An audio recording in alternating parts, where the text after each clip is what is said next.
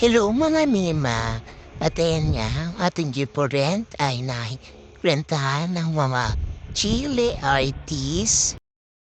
At ayan nga, inuumpisa na nilang i-set up yung kanilang camera sa hood ng ating jeep. Ang pangalan nga pala ng jeep natin ay si Anas. Si Papa nyo nga pala ang nagpangalan sa ating jeep na si Anas. At ayan nga, habang busy si Papa nyo sa pag-video sa ating mga cameraman, Diyos ko, hindi kami makamay sa pagtitin sa kanila. Paano ba naman kasi ang pupogi? Tingnan nyo mga Mima. Ang puputi na at ang tatangos pa ng mga ilong, di ba? At dito nga, inuumpisahan na kami i-briefing na isa sa kanilang mga producer kung ano yung mga dapat namin sabihin at isagot habang kinakausap nila kami. At hindi na nga namin na-videohan yung mismong shooting kasi bawal nga palang tumingin sa camera nila.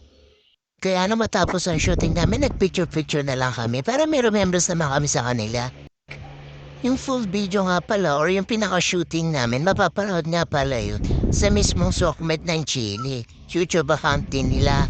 So, tinanong namin yung producer kung kailan at kung paano namin yun mapapanood. Para naman makita namin yung pagmumukha namin dun, di ba?